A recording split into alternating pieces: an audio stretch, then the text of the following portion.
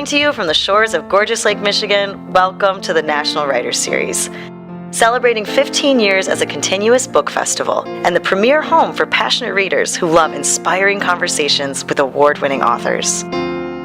Tonight we welcome Jonathan Eig, a former senior writer to the Wall Street Journal and the author of 6 books, including Ali, A Life, Luckiest Man, The Life and Death of Lou Gehrig, and Opening Day, the story of Jackie Robinson's first season. Filmmaker Ken Burns calls Jonathan a master storyteller, and his riveting biography, King, A Life, was named one of the 10 best books of 2023 by The Washington Post, Chicago Tribune, and Time. Our guest host is Isiah Smith Jr., a retired attorney turned community activist and writer. National Writers Series salutes our amazing audiences, dedicated volunteers, and generous supporters for helping us to raise the next generation of readers and writers through our free education programs across the region. Our season is made possible through major support by Green Brick Foundation, Northgard Technology Group, Golden Fowler Home Furnishings, Prout Financial, and Ward and Mary Bevins Gillette. Tonight's event is underwritten by Ron Chow and Paula Kelly, Traverse Indivisible and Leelanau Indivisible, with literary underwriters Isaiah and Marlene Smith, and Bay Books. Tonight's live streaming is underwritten by Nancy Davey. Travel support for our guests is provided by Traverse City Cherry Capital Airport, with major media sponsor Traverse City Record Eagle, and media partner Interlochen Public Radio.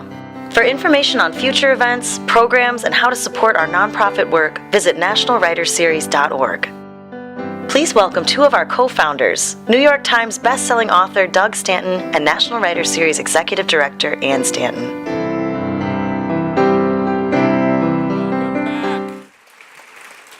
We're live, finally, in this Grand City Opera House in Traverse City, Michigan, on the shore of Lake Michigan. So glad to see all of you here. We've been digital, as you know, and we're digital tonight. We're beaming across the U.S. to small gas stations in Pennsylvania, to diners in Wyoming, and to a gambling parlor in Barstow, Nevada. So we try to reach a wide audience here. Tonight, as you know, we have Jonathan Eig in conversation with our very own Isiah Smith, a columnist on the Northern Express, and also follow him on Substack. So thank you for coming. It's a pleasure to be back in a room with real people. I know that. Hello, real people. Really glad to see you. Can you tell it's been a long winter? Anyway, you know the National Writers Series brings in some of the greatest writers in the country. Tonight is no exception. But we are also dedicated to raising writers. And back in 2016, we seeded an innovative writing program at North Ed Intermediate School District. And we are delighted to have one of its students tonight recite her work tonight. Her name is Nola Russell, and she's a 12th grader. Her home school is Greenspire, and she will be reciting an anti-ode to Starbucks. Please welcome her. It's all yours. Thank you. Thank you so much for having me here tonight. My name is Lola Russell, and tonight I will be reading a poem that I wrote for my writer studio class at Northwest Ed. Anti-ode to Starbucks drive-thrus. My sister and I sit in the drive-thru on a clear summer day. The line moves forward. She leans her head forward to stare at her phone, scrolling through the sounds of the modern day. The line moves forward. The shiny silver convertible in front of us stops, a beep covering up the words the driver must be muttering at the annoying stragglers blocking the parking lot. Beep! The line moves forward. Small sections of songs repeat. Beep! Small sections of songs repeat. Beep! The line moves forward. The rolling up and down of windows all around hisses, "Is this really worth it? For I am not a sluggish scholar in need of caffeine or a doctor seeking fuel to work the evening shift." The line moves forward. The worker behind the crackly speaker squeaks out, "How can I help you?" The line moves forward. I do not know that the worker started just the day before. The worker has not yet perfected their knowledge of the espresso machine or the shiny silver cash register. The line moves forward. The worker is, as the small sections of songs repeat, giving the shiny silver convertible $2 less than the change they are owed.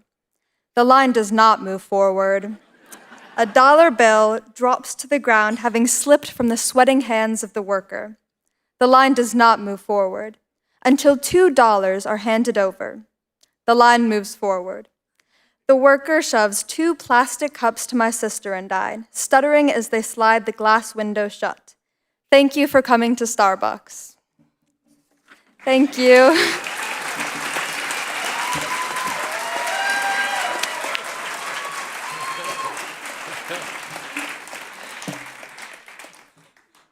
Thank you, Lola. That was a really nice job. And I think it expresses what we all feel at times. So I'd now like to introduce our guest host, Isiah Smith Jr. He lives in Traverse City, where he enjoys his retirement. He writes a popular Substack column called A Ray of Light, and as Doug mentioned, a Northern Express column. I am hoping that he might someday write a memoir of his own life, which is fascinating. He grew up in Blakely, Georgia, which is known as the meanest little town in America because it has a history of fierce racist racial violence.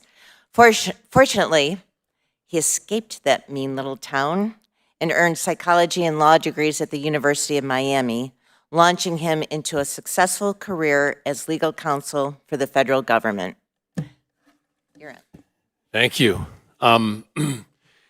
Just a note about Lola. You know, your presence here tonight makes her possible and this moment possible. Without you sitting out there in those chairs, she couldn't stand up here and be herself and voice her voice. So this is a two-way street. This is why you are such an important part of this whole equation, what we do on stage with these conversations and with the students. And having said that, Jonathan Eig yesterday went to Central High School, my alma mater, go Trojans. And then today he was at North Ed, and in both places he answered and asked questions of the students about how to be a reporter, how to be a writer. Our goal here is to make a life out of art and to make a living out of art, because there's nothing more terrifying for a parent than for their student to say they want to major in poetry. So we try to take the sting out of that thought. And Mr. Eig's presence today, and it was a real presence. He wasn't phoning this in. It was greatly appreciated. And I also want to give a shout out to Teresa Scollin and Patrick Lamb and everyone out at North Ed on Parsons Road for having such a great. And I'm getting a hand squeeze to move on. So no, it's not that. I wanted to thank the Indivisible groups.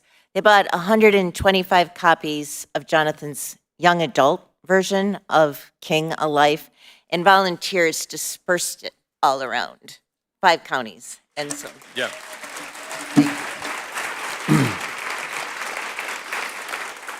That's true, and we're convinced that one day one of these writers, and we now have a lot of them, we've done this for 15 years, 280 plus writers have been on this stage. One of those students is going to come back and run this outfit and have their own novel on stage, and then we'll be done. All right. Having said that, Jonathan Eig, what a wonderful human being, what a masterful writer, and what a dear friend to so many other writers. I've already picked that up just on the day and a half I've had with him. As you know, his biography, King, won the Pulitzer Prize this year. He has a very funny story about the night or the day that he learned that. Maybe he'll get into that tonight. I did want to bring up, I wanted to ask him, but I didn't, about a book he wrote called The Birth of the Pill, about birth control. It's kind of out of brand for him, really. He wrote a book about Muhammad Ali, Lou Gehrig, but however, this book is going to become a theatrical production at the Timeline Theater in Chicago. So he's a person of many talents. His one claim to fame, or his many claim to fame, is that according to his parents, which is interesting, his name once appeared in a Jeopardy question for $200. So maybe after the Pulitzer, he's up there to the Daily Double. We don't know. He lives in Chicago with his wife and children, and he shares a small office with the laundromat and the laundry machines, the washer and dryer, where he cranks out this amazing work. Please welcome to the stage Isiah and Jonathan.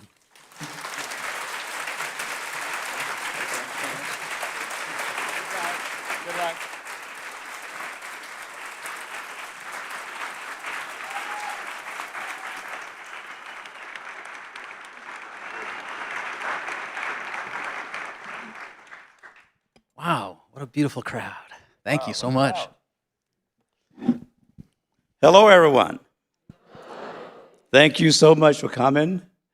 And let's have another warm Traverse City welcome to John. Thank you.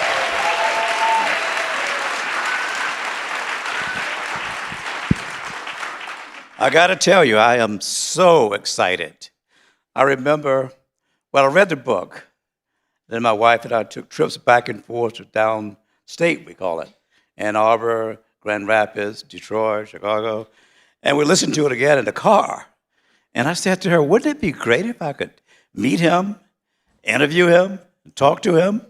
Here I am. Yeah. I guess one of the perks of being a sponsor is you get to rub shoulders with the authors, and I feel very privileged. Thank you. It's great to be here. And thanks for the National Writer Series, and thanks to the Indivisible Institute, Indivisible Group for bringing those books to those students. I'm really, really thrilled to be here. And we're happy you're here. So is this your first trip to Traverse City? It is, yes. It is? So what do you think? I'm loving it. I got to come back in the summer, but this is pretty good even in the cold. Yeah, well, let me know when you come. So I've read so many books about King. After all, he was born in my state.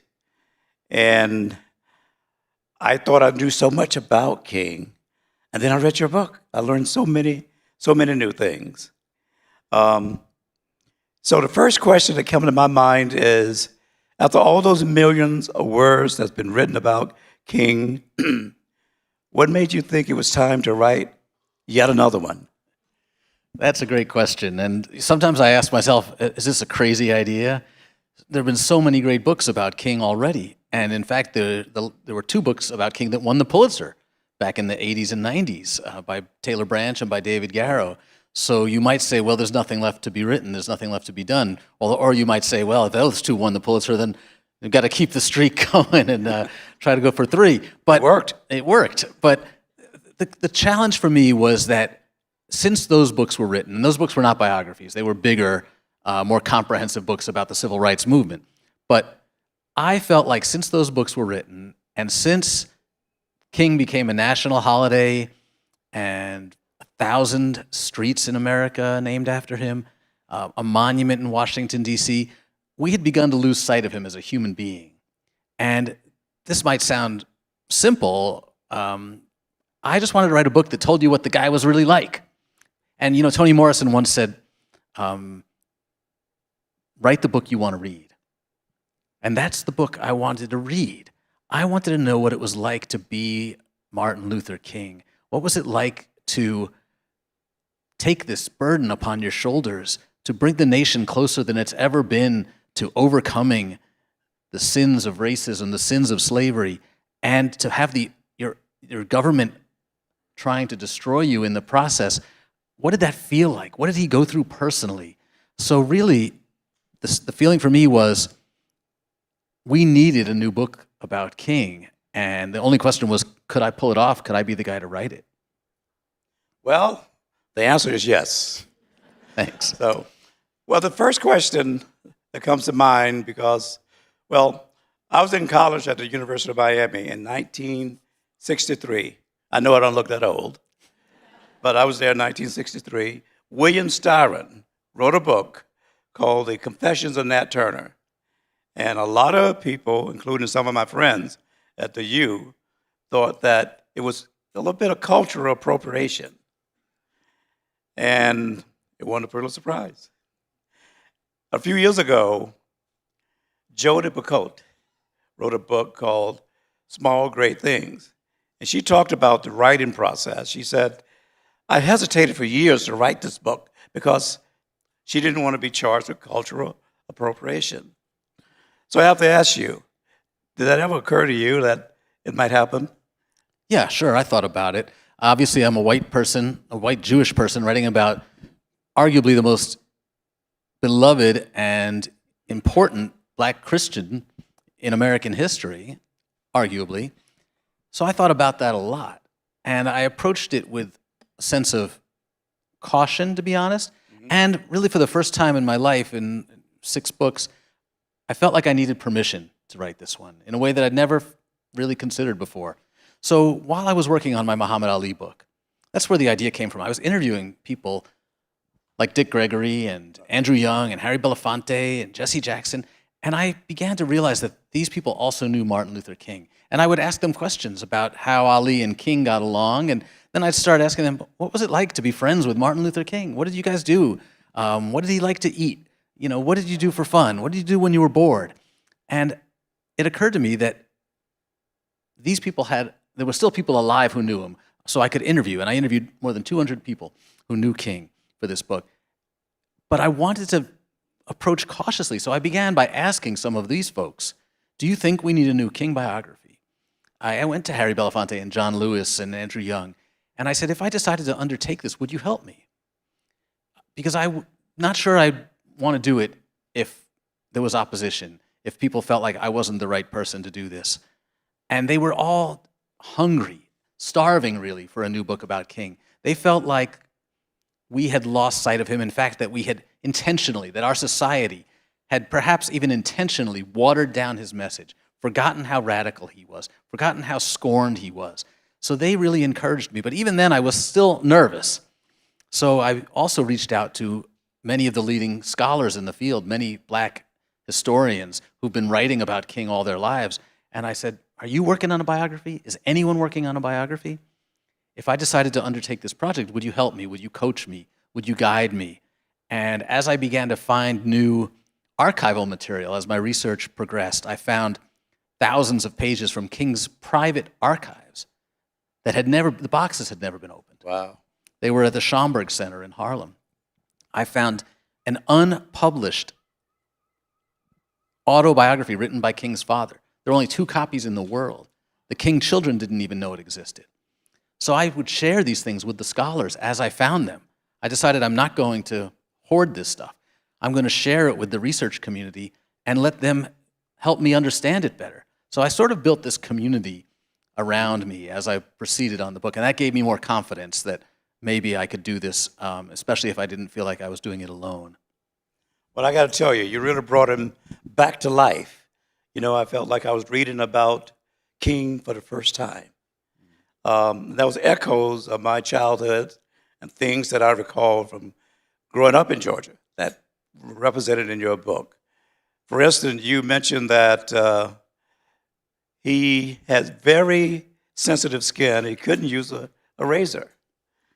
And I knew exactly what he did. Tell us, what did he do? Yeah, because he was always clean-shaven. That's right. He used something called magic shave, which is a depilatory. It smelled terribly. Like everybody who knew King remembered, oh God, when he got done shaving, he still smelled bad. And these are the kinds of details that I really wanted to bring. And I have a paragraph very early in the book on the 2nd or 3rd page where I say something like, King was a man, not a saint.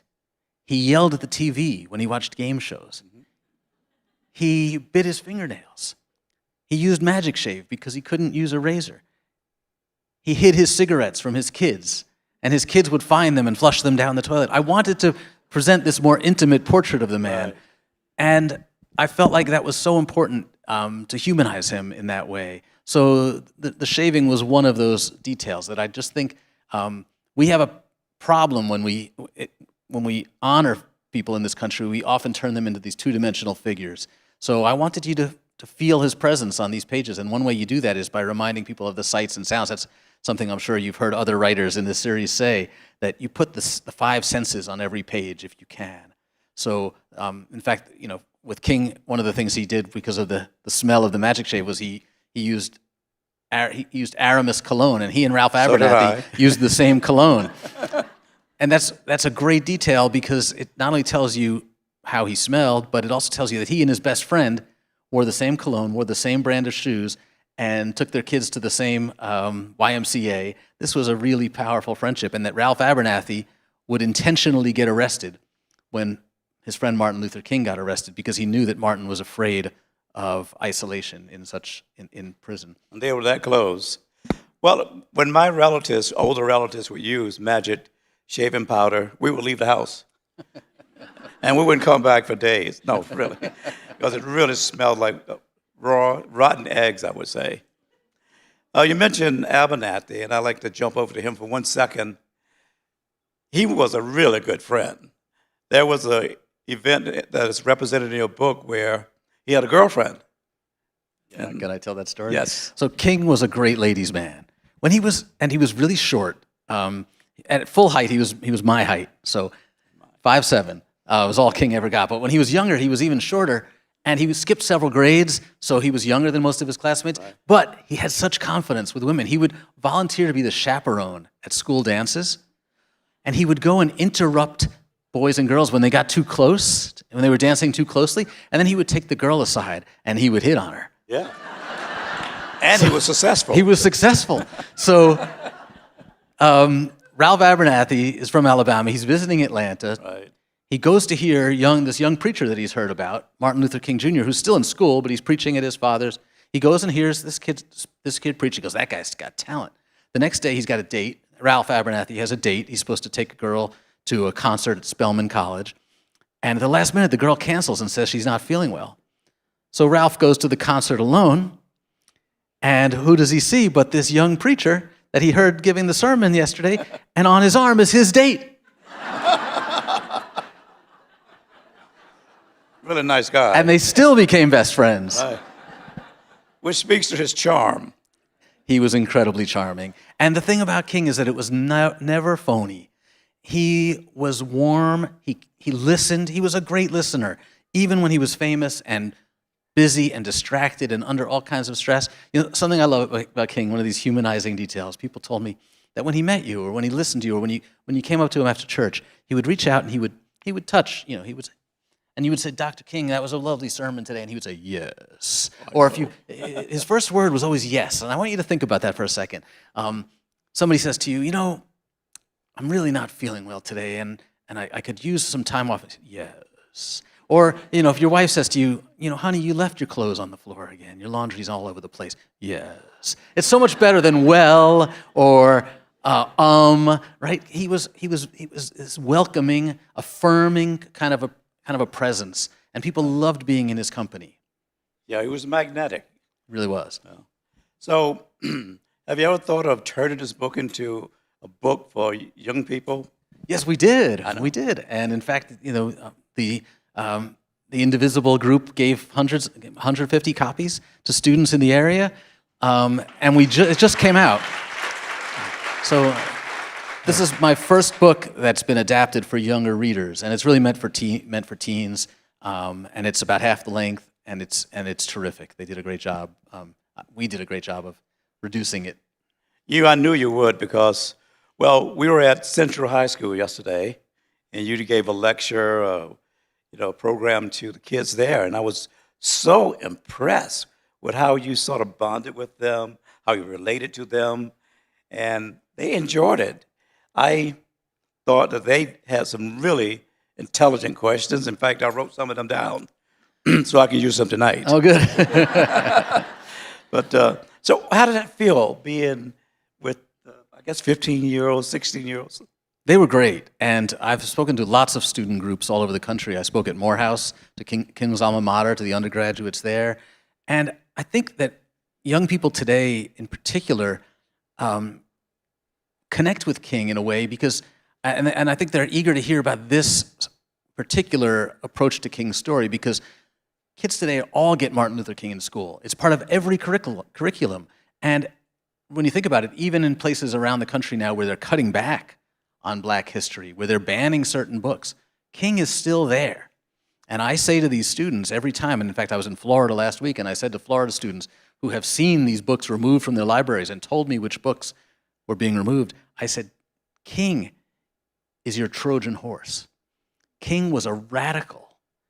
His radicalism was rooted in his Christianity, His radicalism was rooted in patriotism. This gives us an opportunity to focus on his radicalism, to bring these lessons. So your challenge, these students, I say, is to push your teachers. When they give you the I Have a Dream speech to read, ask them what he said in the first half of that speech, because your teachers aren't teaching you that, but you can use King to introduce these issues that are raised in the first half of that speech.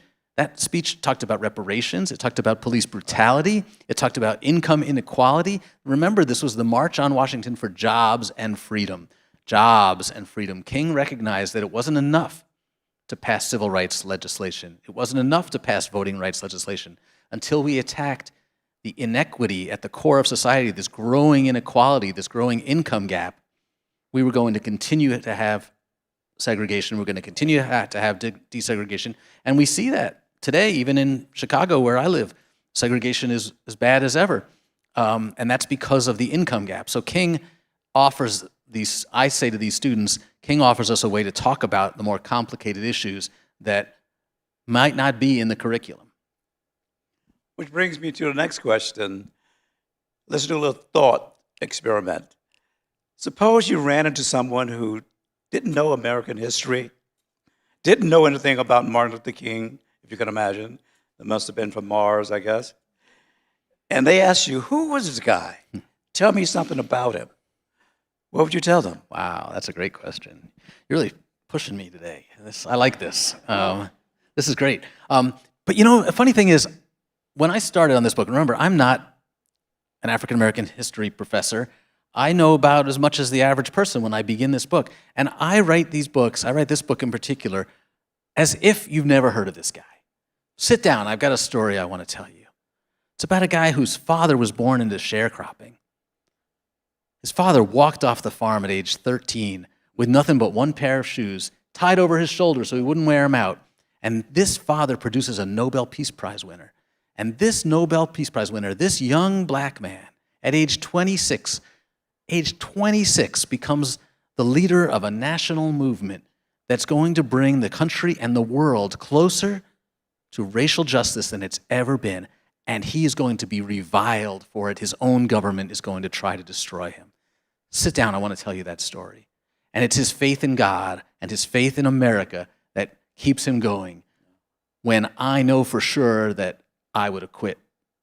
That's the story and I try to really think about it when I write. Like, in some ways, it's a blessing to be a journalist and to be stupid about most things. Like, to not know the story before I begin, it's scary. Like, how am I going to learn everything I have to learn about even just one chapter, Birmingham? How am I going to learn that? But the advantage I have is that it's all new to me, and if I can break it down in a way that seems approachable and simple enough, you're going to love this story because you're going to be moved by this man's journey. That's how I at least think about it, how I trick myself into attempting such an audacious thing as writing this book. Right, were there any times, how many times were there when you were reading and researching and you said to yourself, aha, I didn't know that? Oh, so many times, yeah. And some of it's little stuff, like I talked about, you know, the idea that he chewed his fingernails, but it's the big things that really hit me. And these are things that take years before they really sink in. And remember, I'm writing this book starting around 2016, 2017. So what do we have going on in the world? Trump is elected. We have these peaceful protesters attacked in Charlottesville. We have George Floyd murdered and protests going on in the streets. And I'm writing about a man who comes along in the 50s and 60s and leads this movement for racial justice. And along the way, the people who he thinks are working with him, his allies like Robert F. Kennedy and John F. Kennedy, are authorizing wiretaps. Right. So these are the big things that hit me. As King is working with the administration is going behind his back in an attempt to destroy him. And at first it begins with a question of whether he might have communist ties, because you can argue that JFK and RFK had a legitimate concern that if King had communist ties, it would really damage the administration's efforts to pass any kind of legislation, and they needed to know that if it were true. Okay, maybe that justifies putting some wiretaps on some of the phones of his associates. But then they quickly learn that he's not engaged in any kind of communist activity, that the people he's talking to may have had connections to the Communist Party in the past, but that's not really relevant anymore. So you stop the wiretaps, right? But we don't. Why? Because they've overheard conversations between him and some women who are not his wife, and it sounds like he's having romantic affairs, sexual affairs with these women. Why do we still need to know that? Why? But that becomes the tool that J. Edgar Hoover and others believe they can use against King. Why would they need to use something against King? That's the big question. Why is he perceived as a threat? And why, after August 28th, 1963, when he delivers this speech, I Have a Dream, this speech of hope, why the next day does the FBI produce a memo saying that if we have not already done so, we must now consider King the most dangerous man in America when it comes to race? And I think it's clear that they see him as a threat to the status quo. When one group has been hoarding the power for 300 years, and it's going pretty well for them, why would you want to share? Right. So that, to me, was the biggest thing that hit me over the head, because it wasn't just a couple of racists in charge of the FBI. The president, the attorney general were all sanctioning this, and in the case of Lyndon Johnson, when he was president, he was actually encouraging the FBI to release the King sex tapes to the media at the same time that he's working with King to pass this important legislation that is arguably the greatest achievement of his presidency. Well, since it was all about power, I think that the more he talked about poverty and poor people, the more dangerous he became. Yeah. Because when he was just talking about civil rights, there were many opportunities to harm him. But they decided that when he went to Memphis and was talking about poor people, the garbage collectors, sharing the power, that's when he was killed. Right. Let's think about that for a second. Because King passes the Civil Rights, King helps pass the Civil Rights Act and the Voting Rights Act, two of the most important pieces of legislation in American history. And his advisors are saying to him, let's stay focused right there. This is what people like to see us doing. This is what the Northern funders approve of. And King won't do it. He says, well, no, we have to start talking about racism in the North now, too. He moves to Chicago in 1966. He begins talking about some of the economic issues, as you suggested, at the core of inequality. And his popularity plummets. By 1966, the year he's in Chicago, 2/3 of all Americans in a Gallup survey say they disapprove of Martin Luther King. And when he begins speaking out on Vietnam, it gets even worse. And he feels like no one's listening to him anymore. In fact, we know exactly what he says because the FBI is recording the calls. And we can read the transcripts now. He gives this one speech, and you're right, he's starting to talk more about economics. He gives this speech exactly a year before his assassination on April 4th, 1967 at Riverside Church in New York. And he lays out his whole philosophy. And he says it's rooted in his Christianity, that it would be hypocritical to limit his outreach. He sees his life, he doesn't see himself as an activist, he sees himself as a minister. And the activism is required by his faith in God and in Jesus. And he says, I have to speak out against militarism and materialism and racism. I have to speak out on all of these things, or else I would be betraying my faith.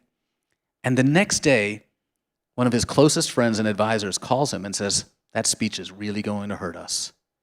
I think that was a terrible speech. And the New York Times and the Washington Post bash him for it.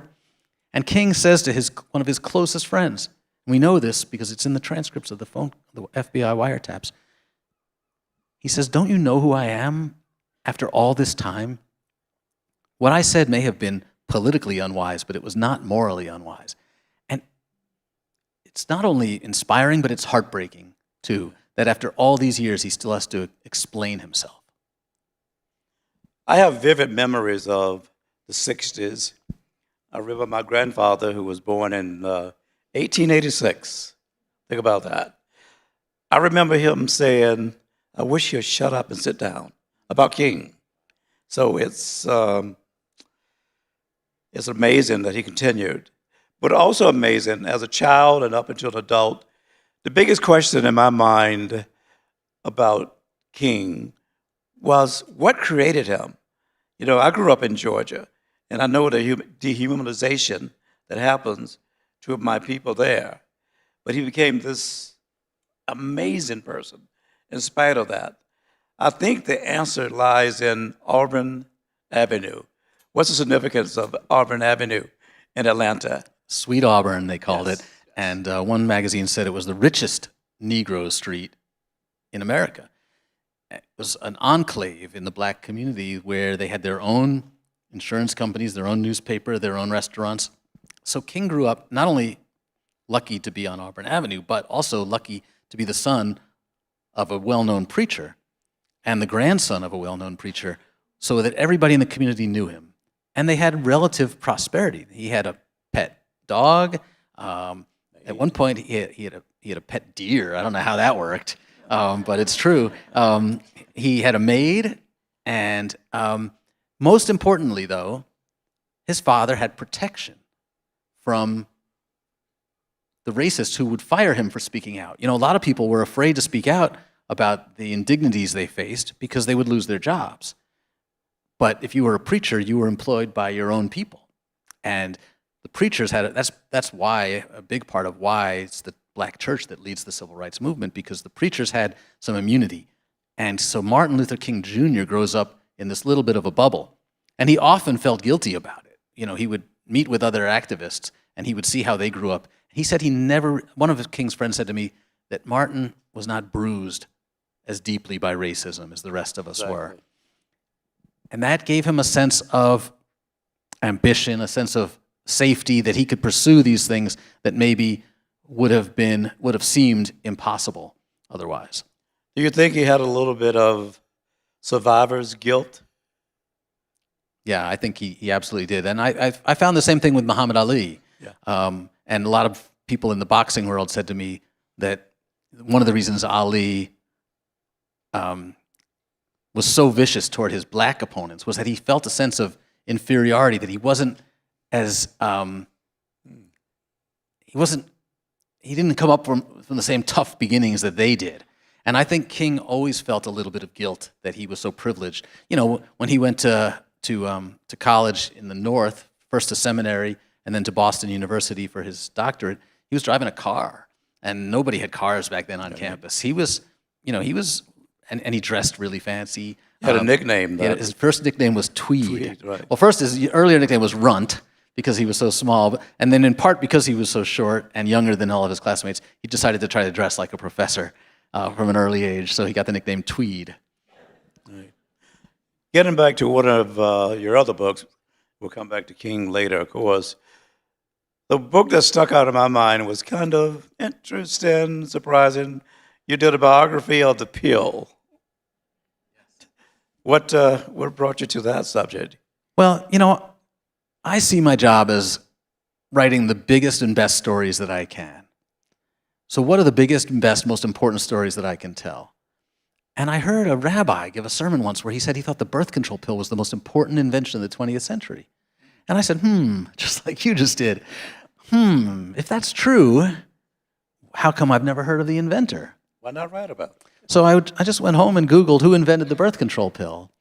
And what I found was this insane story about the first inventor is listed as a guy named Gregory Pincus, who was a scientist, a biologist, who was denied tenure at Harvard, was basically working out of his garage and completely unemployable because he was working on something that turned out to be really controversial called in vitro fertilization.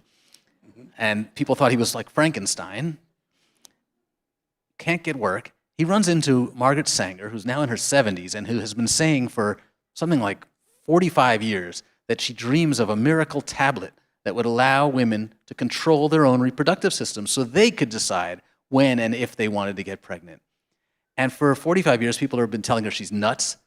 It'll never work. It's illegal anyway.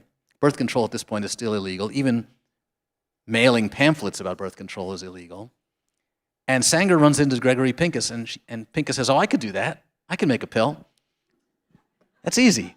And he explains to her how hormones work and says, "Let's go." And with $3,000, he begins working on this. And what I loved about it was that it's a classic story of underdogs. It ends up being a team of 4 with no government support, no corporate support. It's still illegal what they're doing. They have to test it without anybody knowing they're testing it. They test it on women in insane asylums and then in the slums of Puerto Rico. Highly unethical stuff.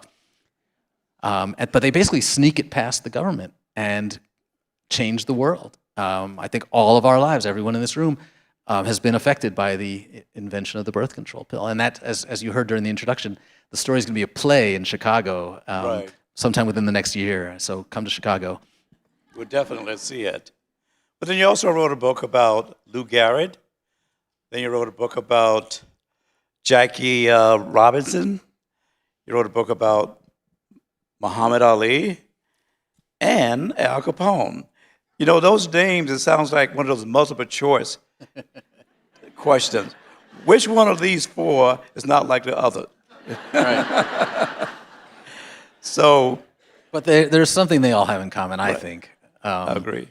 I think that in a way they're all about rebels. And actually, the one who's the least rebellious is Lou Gehrig. The irony there is that he's this incredibly shy, nervous young man who's afraid of his own shadow, doesn't start dating until he's 30 when a woman finally just kind of like grabs him and says, "Okay, I'm going to show you how we do this." But Lou Gehrig actually finds his rebellious streak and finds his true courage when he finds out that he's dying. And the shyest man in baseball finds the strength and the courage to go public with his illness at a time when people did not talk about their illnesses, and to give, one of the greatest speeches in American history when he tells 61,000 people at Yankee Stadium that he's lucky. Not that he has this deadly disease, but he's lucky because he's lived such a beautiful life. So I think the stories that I tell are mostly about people who believe they can change society, people who have the courage to risk their own safety, sometimes their own lives, to change the status quo. And they all 4 of them had another thing in common. We knew them by name other than the one that they were given at birth. Oh, that's a good point. Yeah, Lou Gehrig was Heinrich when he was born, and then they changed it to Henry, but he was still Henry Louis. Muhammad Ali was obviously Cassius Marcellus Clay Jr. Jackie Robinson was Jack Roosevelt Robinson, so that one's not too big of a change. Yeah.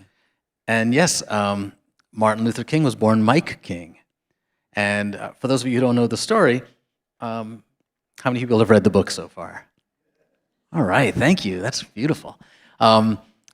Mike King was born with no middle name, no junior even. He was just Mike. They called him Little Mike. And his father was Big Mike. And Mike King Sr. traveled to Germany. His church sent him on a mission in 1934, where he learned about Martin Luther, the reformer, and came back.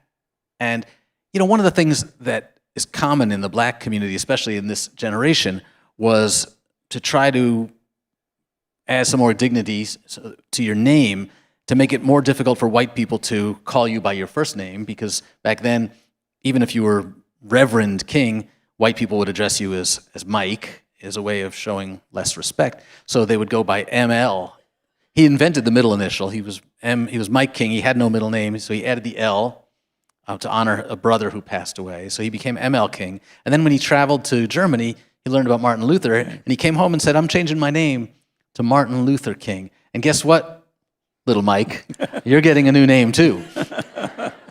And Little Mike wasn't happy about it in the beginning, and he resisted it for a while. Right. And then by the time he got to seminary, he began introducing himself as Martin. I guess that's the reason why some jazz musicians gave themselves names like Duke, right? Count, Bird. Yeah. But the name change goes back a little farther than that. His family name. There's some circumstantial evidence in your book that King was not the family's name. That's right. So one of the challenges you face in researching African American families is that when they were enslaved, their names were not recorded. They were considered property. So there was just an account of how many black men you owned and black women and how many children you owned. So the King name does not appear in any public records. The King family does not appear in any public records until 1870, after the slaves are freed. And at that point, we see the King family show up, and it appears that they changed their name from Branham to King. And we don't know why. It could be because some members of the family had been sold off to the King estate, and they wanted to be reunited in choosing the same name. It could also be that they just chose the name because it sounded regal and was the first step toward respectability. I like that explanation better. I do too. So he went to, King attended Morehouse, as did his father. And you had one sentence in your book that had echoes of the past. A Morehouse man never gives up. And even those of us who did not go to Morehouse, we took that to heart. A Morehouse man never gives up. So tell us a little bit about King's grandfather, because he epitomizes that frame of mind. Are you talking about King's paternal grandfather, Yes. Jim King, or his maternal grandfather, the preacher? I think it's both of us. Well, King's paternal grandfather, so Mike King's father, Jim King, was a sharecropper who really turned to alcohol and became physically abusive of his family. The way he was treated as a sharecropper just drove him mad. And King's grandmother, Delia, remained a woman of faith and really was the inspiration to both her son and her grandson to find comfort in God. King's maternal grandfather was a preacher. Right. In slavery and then in freedom as well. So King had this great set of people to look up to who had found strength in the church, had found a way, to quote Zora Neale Hurston, to make a way out of no way. And they had counted on the support of God and the Bible to give them strength to get through these tough times. And King resists for a while the idea that he wants to be a preacher. You know, he talks about being a lawyer, talks about being a doctor for a while. But one of his friends joked because the summer before he went to Morehouse, he took a job on a tobacco farm in Connecticut, of all places. First time he'd ever visited the North. And he had a little fun. One night, he and his friends got stopped by the police in a car. And don't know if they were drinking, don't know if they were just stopped for being black kids in Connecticut. But King was so nervous about his father finding out that he decided to call his father and tell him he'd made up his mind to become a preacher after all. To soften the blow. To soften the blow before he heard about the police incident. Smart guy. His friend Walter McCall said, you know, most preachers are called by God. You were chased by the police. And they never stopped chasing him. No, that's a really sad and good point. Right. One of the first instances of rebellion and, you know, involving the courts and a race issue was when he was like 19, perhaps, at a lunch counter. They refused to serve him. Yeah, he and some of his friends went to a bar and they refused to serve him. Yeah, bar. It was bar / restaurant. They were not trying. Well, first they ordered beers and they were told they couldn't have beers. Then they tried to order soft drinks because it was a Sunday night. The bartender was making up an excuse, but he clearly just didn't want. It was the first time King actually ended up staging a protest because he went to see lawyers about suing for discrimination. And you know, if I can segue for a minute here, while we're talking about King's early years, he was not much of an activist. He was not involved in any protests on campus.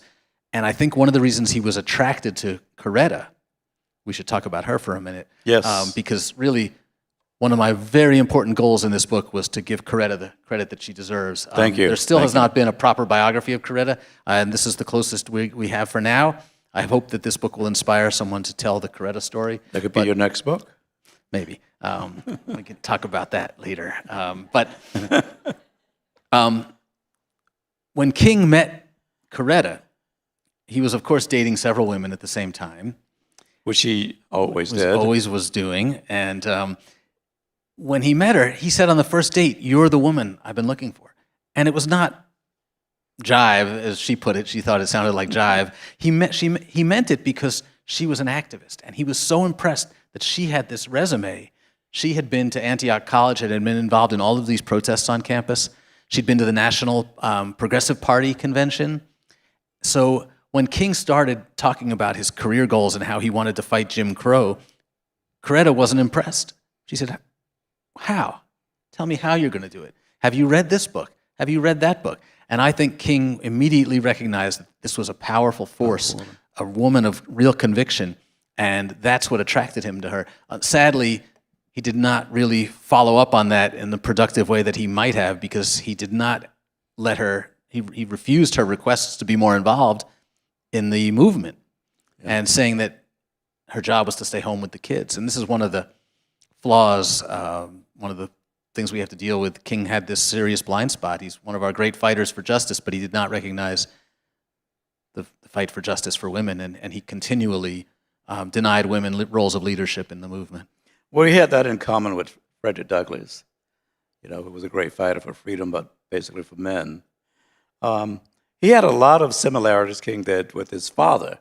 Remember when he met, the first time he laid eyes on his wife, who wasn't his wife at the time, what did he say? I'm sorry, the first time Martin laid eyes on... King Jr., Sr. Oh, Yeah. He said, "Well, this isn't the woman for you," something to that effect. Right. Daddy King was interested in his son marrying an Atlanta girl, and he thought that Coretta was wasting her time. Wasn't good enough, maybe. It wasn't good enough for his son. She was a farm girl. She'd gone to college and was also pursuing a master's degree as a concert singer at the New England Conservatory of Music. So she was a force to be reckoned with. But I think Daddy King thought that she wasn't good enough. But I think the point I was getting to is when Daddy King first saw his wife-to-be, he didn't really know her. Oh, right. Right, and she was the daughter of a outstanding minister. And he said, "I'm going to marry her." Yeah. And one of his friends said, "Well, you smell like a mule." That's right. Yeah, Daddy King was right off the farm and, was really struggling to get by in Atlanta. Right. And this is a sign of his own ambition, too. He sees the preacher's daughter sitting outside her home and says, "I'm going to marry that woman." And his friend said, "Well, she doesn't even know your name. She doesn't know you exist, and you smell bad." And he said, "I may smell bad, but I may smell like a mule, but I don't think like a mule." It was a great line, really great. And he eventually married her. He did. And he admitted that he was in part interested in her for ambitious reasons, that he could move up the social ladder by marrying into the Ebenezer family. The similarity between the King book and the Ali book is near the end. And the Ali book is the long black limousine. That was so poignant, almost a tearjerker. And we'll get later to the last two nights of King's life. It was very, very evocative. But I want to ask you about King's interaction with Ali. They did cross paths. Yeah, they met twice. Yeah. And I was fascinated by these two meetings, in part because I wrote a book about each of these figures. Right. But, Muhammad Ali was opposed to the civil rights movement, basically. He was opposed to integration. He believed, and the Nation of Islam preached, that white people couldn't be trusted to provide justice to black Americans, that they were never going to get a fair deal, and the only way forward was separatism, was to create our own nation, independent. And they even talked about the idea that, it'll be really popular because white people will want to come as tourists to hear all our good music and to eat all our good food and to watch our great theater. And there was real, but King and Ali sparred a little bit in the press, but when they met, they got along fantastically. And that's because both of them were warm and funny people. In fact, there's this great YouTube clip of one of the meetings between King and Ali, and they're having a press conference after their private meeting.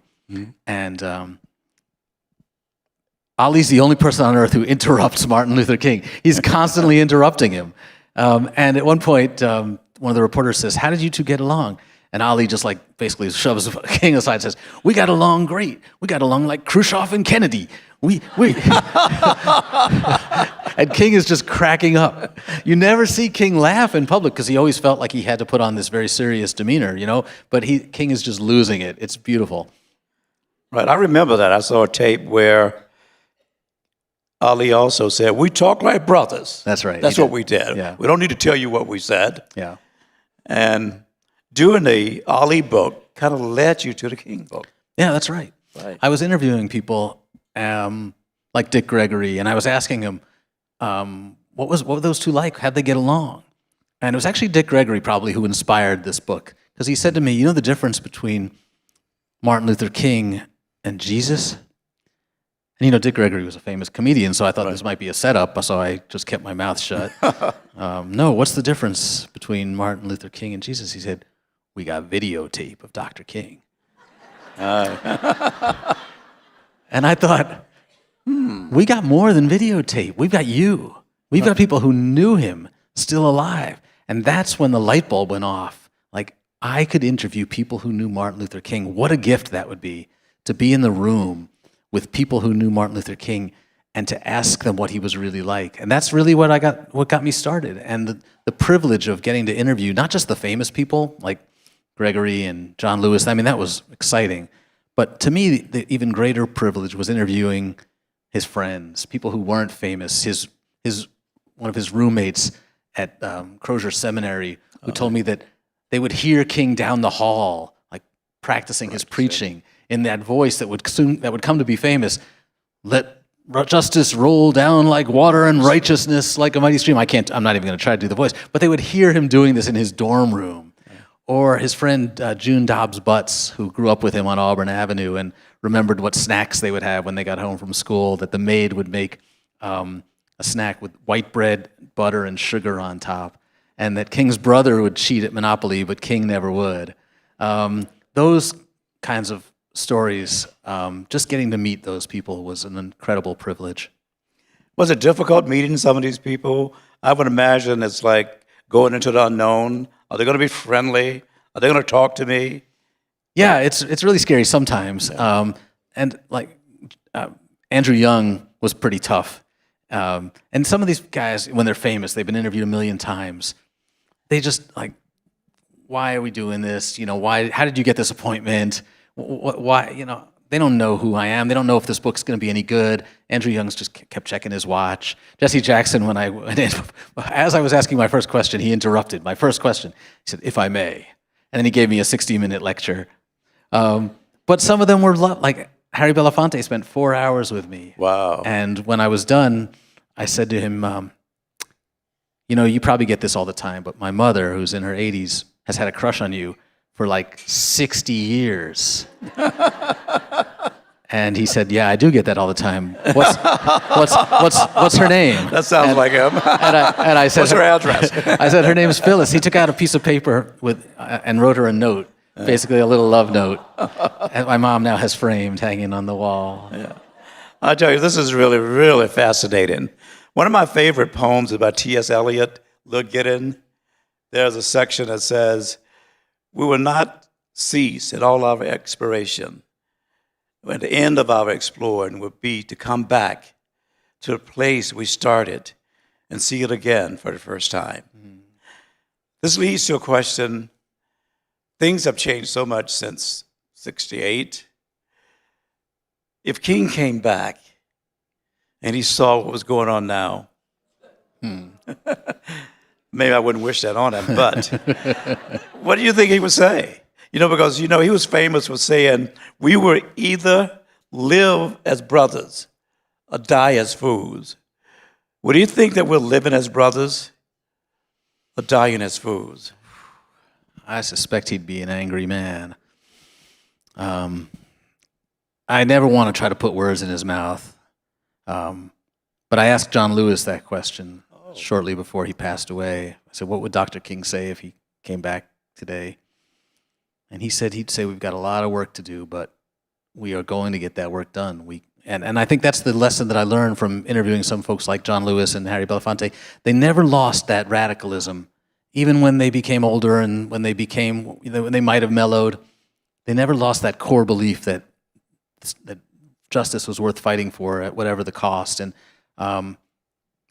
I suspect that King would be deeply upset, but he was deeply upset in 1968. If he had lived another 4 days, the sermon he planned to give at Ebenezer Church on Sunday was called America May Go to Hell. But he also said, I think I've integrated my folks into a burning house. That's right. And that's all I'll say about that. Thanks so much for giving me an opportunity to see King again for the first time, again. And I'm in the middle of my third reading of the book. Wow, thank you. And I recommend it. You will love it. Your writing is astounding. Thank you. So earlier, I picked out a section there I wanted you to read. I think we got enough time for that. All right. April 3rd, 1968. It's raining outside. He's in Memphis, Tennessee, and he is supposed to give a speech at a temple. Yeah, he's been called to Memphis for the sanitation workers' strike, and his friends and supporters have said, don't go. Working on the Poor People's Campaign, he's trying to rally one last big movement to fight for economic justice, but instead he leaves to come to the aid of the sanitation workers. Right. This is what I wrote on that page. A thunderstorm raged outside. On the last night of his life, King wore a long black raincoat over his suit and tie. People reached out to touch him as he stepped in the door and down the aisle to the pulpit. Thunder echoed, wind rattled the window panes, shutters banged. Abernathy made the introduction. King spoke without notes. Something is happening in Memphis, he said. Something is happening in our world. He then took his listeners on a mental flight through human history. He talked about the Israelites' escape from slavery in Egypt, about Greece, where he imagined Plato, Aristotle, Socrates, Euripides, and Aristophanes discussing the great and eternal issues of reality. He talked about the Roman Empire and the Renaissance. He talked about the man for whom he was named, Martin Luther. He talked about Abraham Lincoln. Those men lived in fascinating times, King said. But if God had given him the choice to live in any time, even if only for a short time, King said, he would have chosen this moment, even though the world was all messed up because the masses of people were crying out for freedom. The crowd encouraged him with cries of amen and tell it. The thunder and lightning gave way to a steady patter of rain on the roof. King reminded his audience that the sanitation workers and black people around the country were only asking to be treated like men, like people, like God's children.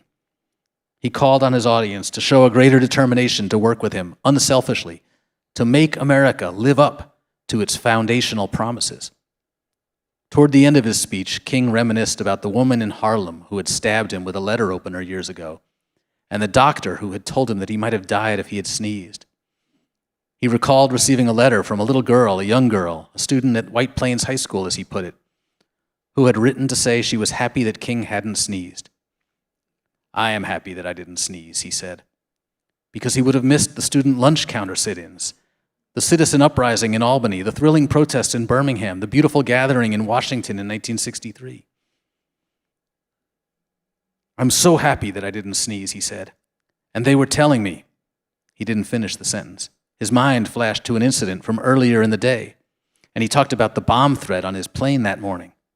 He said he'd been warned recently of additional death threats from some of our sick white brothers. Sweat covered his brow. His voice grew louder, echoing in the rafters. Well, I don't know what will happen now. We've got some difficult days ahead. But it really doesn't matter with me now because I've been to the mountaintop, and I don't mind. Like anybody, I would like to live a long life, but I'm not concerned about that now. I just want to do God's will. And He's allowed me to go up to the mountain, and I've looked over, and I've seen the promised land. His eyes scanned down and to the left and then back up at his audience. I may not get there with you, but I want you to know tonight that we, as a people, will get to the promised land. The audience roared, and King roared back. So I'm happy tonight. I'm not worried about anything. I'm not fearing any man. Mine eyes have seen the glory. This time, as the audience roared, a tiny smile flashed across King's face. It disappeared as fast as it came, and he took a breath. Of the coming of the Lord. He knifed the air with his left hand and turned away as the audience erupted in euphoric applause. Abernathy rose from his seat and threw both arms around King's waist. Abernathy looked in his best friend's eyes and saw tears. And when I read that, I had tears in my eyes, too. Thank you. Thank you.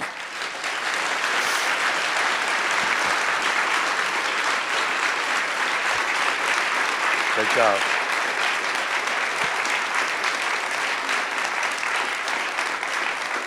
So, we have time for a few questions to bring up the light. There's a microphone somewhere. And right there and right there. Right there and right there, okay. So please make your questions short. I think you can just come up to the microphone if you have a question. And make sure they are questions.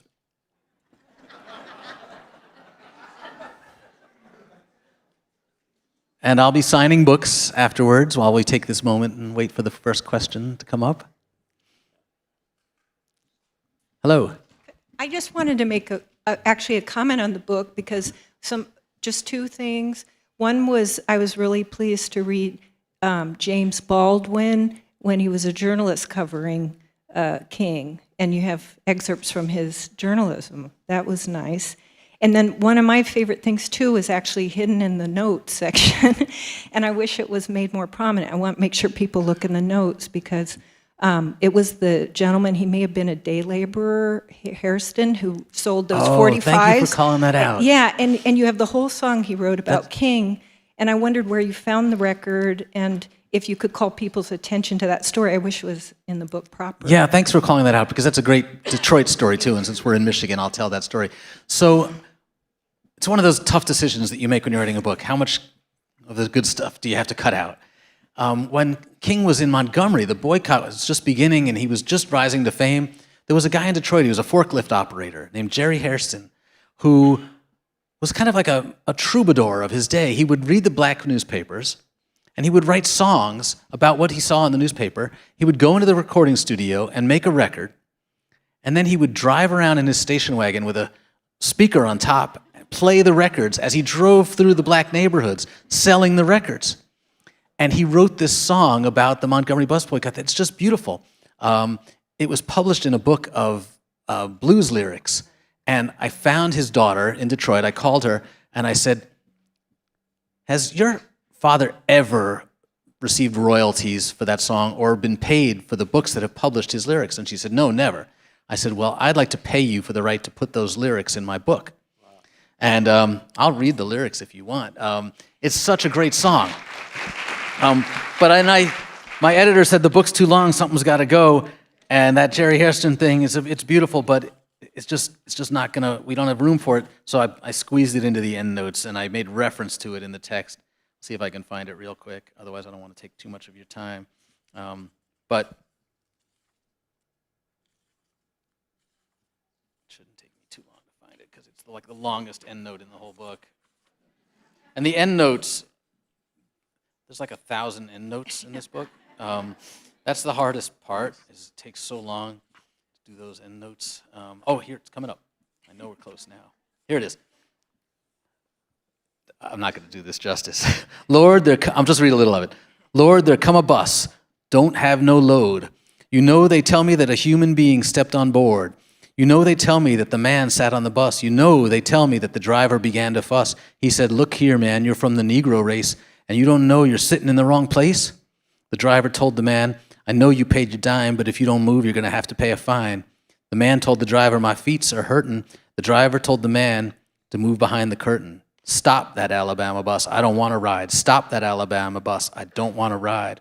And then it gets into Dr. King. I want to tell you about the Reverend Martin Luther King. You know they tell me that the people began to sing. You know the man God sent out in the world. You know they tell me that the man had the mighty nerve. You know the poor man didn't have a bus to rent. You know they tell me, great God, he had the mighty strength. It goes on. It's fantastic. Thank you. And you can listen to it. You can listen to it on YouTube.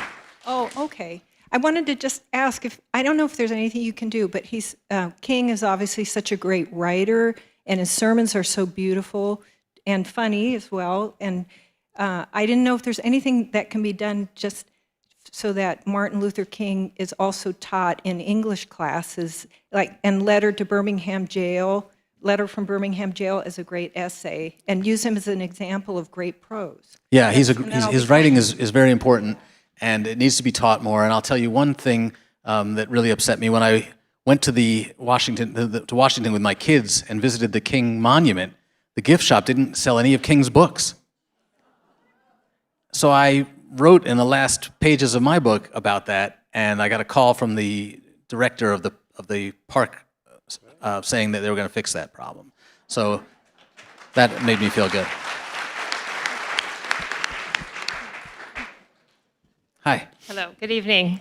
I was just wondering if during this journey of writing this book, if you went to visit some of the historic sites, like, Selma, his birthplace in Atlanta, or the Lorraine Hotel, and how did that influence your writing? Yeah, that's a great question. Thank you. Yes, I visited every place, and it's so important to put your feet in the places where these people walked. And it's preposterous for me to try to imagine what it was like to be Martin Luther King, even if we are the same height, and we both had solid B- averages in school. Beyond that, it's very hard. But when you can walk the halls of a man's house, and you can see the kitchen where he sat when he was up all night feeling like he should quit, and he says God spoke to him, and you can sit in that kitchen, you get a feeling, and you just get a better understanding. My job is to take you as the reader to these places and to make you feel like you can understand what he was living. So I've got to start by going to as many of those places as possible. I went to the land where his father sharecropped. And some of that land has never been developed. It looks exactly the same as it did when King's father and grandfather were sharecropping on that land. Some of it's now a Walmart. Walking on that land, seeing for yourself, where the sun rises over the hill, just understanding a little bit of what your subject went through is hugely important. For Muhammad Ali, he used to jog this route from his home to school every day. And the story goes in all the Ali books that he was raced the school bus. So I ran along that route myself. I'm a jogger, never as fast as Muhammad Ali, but I jogged the route just to see what that was like. And when the buses passed me, I realized they stopped at every bus stop. So how could he be racing the bus? The bus is stopping every block. So I called one of his classmates and I said, you told me that you guys rode the city bus to school. It wasn't a school bus, right? He goes, that's right, city bus. And Cassius would run alongside the bus. He said, yeah, he ran alongside the bus. I said, but if he's racing the bus to school, he should have won easy. And his friend said, yeah, but he stopped at every bus stop to clown around with us. And sometimes he'd hang on the window. And so I said, he wasn't really doing this for exercise, was he? He said, no, he was doing it to entertain us. So I learned something really important about Muhammad Ali, is that he was a glutton for attention before he was a very good boxer. So I think we have time for one or two more questions. Yeah, a question over here? Yeah, thank you for all your hard work. I can see how much work it actually was. But I'm wondering if and how much pushback that you might have experienced as a white person trying to do this story and delve into the history and all through your journey in this book. Yeah, it's a good question, and I should say this was a 6-year effort, slowed a little bit by COVID, but I think it would have been close to 6 years even without COVID. And I didn't get any pushback, to be honest. And I was nervous about it. As I said earlier, I think it helped that I paved the way by seeking permission and seeking allies and asking people for help. I really tried to make this as much as possible a collaborative process. And for example, one of the great theologians who studied King's religion is a professor named Lewis Baldwin. And I asked him to read my first chapters because that's where most of the theological stuff is. And he's the one who said to me, originally my first draft the first page of the book was a story about Daddy King and his father, Jim King. And Lewis Baldwin said to me, don't you think King's grandmother is more important spiritually in his development? And I rewrote the entire first chapter with an anecdote beginning with his grandmother, with Delia King, instead of Jim. And that was because I had this team of consultants, these people who were guiding me along the way. So I never felt any pushback. And I'm pleased to say that when the book came out, I was concerned that people might say, why is a white guy writing the book? But it never happened. And I think that's just a sign that, like, if you do it right and you do a good job, then you should be judged on the merits of the book. And I feel like I was. Absolutely. And I would add that you're so engaging and so easy to talk to. Well, thank you. Appreciate that. Thank you. Question? Yes, thank you, Jonathan. You said that Could you speak into the mic? Can you hear me? Is that Yeah, good? that's better. Get close. You said write the book you want to read. So I'm wondering if there's any books about women you would want to read. And I don't mean that as an attack. I'm thinking about, we know there's statistics that women tend to buy more books than men and read more books than men. Men tend to read more nonfiction, women fiction. So I just find it interesting. I can see where you'd want to write about men, because you're a man, makes sense. Is it publishing? Is it patriarchy, unconscious gender bias, conscious gender bias? I would love to hear an honest answer. That's a great about question. that. And I should say that I live with 3 women, and they remind me all the time that my books have skewed heavily to the masculine, which is why I wrote the birth control pill book. And my wife made that very same argument that you made, that women buy more books, women read more books, women are smarter. I agree. Yes. Well, Unfortunately, and if I can say, Margaret Sanger seems like a badass rebel. Margaret So- Sanger is a badass rebel, and I am really proud to have told that story. That having been said, that book sold the worst of all my books, which I still don't really understand. But maybe when the play comes out, it will have a second life. I think there's a lot of complicated reasons why we see more books about men, and in particular more biographies, in part because throughout history, and sadly even until today, women are not equally represented in positions of power. They're not equally represented as world leaders. They have not traditionally been given the opportunity to be in positions of great innovation because of the patriarchy. So we don't have as many historic female figures who are household names who have accomplished these world-changing, and if you just look at the list of Nobel Prize winners, right, it skews male.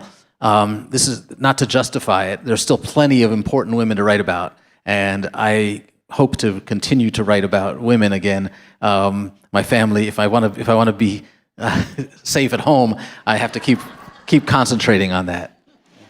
But it's a very important issue, and I do think a Coretta biography is badly needed, and I've been talking to some female historians who are interested in doing it, and I'm hoping that I can be of assistance to them if I don't write the book myself. But I think it's really important that we should have a Coretta biography as soon as possible. Thank you. I think we have time for one more question.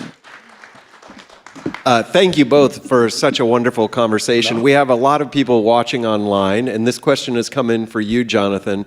After writing all of these books on famous people, do you think having a public life is a blessing or a curse? Oh, wow, that is a great question. I think it can personally probably feel like more like a curse because you take on this burden of constant evaluation, but it also can be a blessing because you can make a difference. And I think King and many others in these positions weighed that very question. King over and over again had an opportunity to step aside. He could have let someone else lead. He could have decided that the burdens of public attention were too great and not worth the damage they were doing to his family, but he balanced that against the fact that he had this responsibility to try to change the world. So I think it's unfortunate, really, that we scrutinize our leaders to such an extent that being a public figure feels like a miserable experience and feels like sometimes isn't worth the sacrifice. I think that's why often we don't see our best people emerging in positions of leadership. And that's not a comment on our current leadership, but I often find that Our leaders today are not the moral exemplars that we would like, because the moral exemplars are smart enough to stay out of the public spotlight, sadly. And that's something we need to work on. We need to find a way to elevate our best people and make moral leaders feel like they're not sacrificing their entire lives to serve the community in leadership roles. Thank you. Thanks again. Thank you, and I'll be in the back signing books. Thank you so much.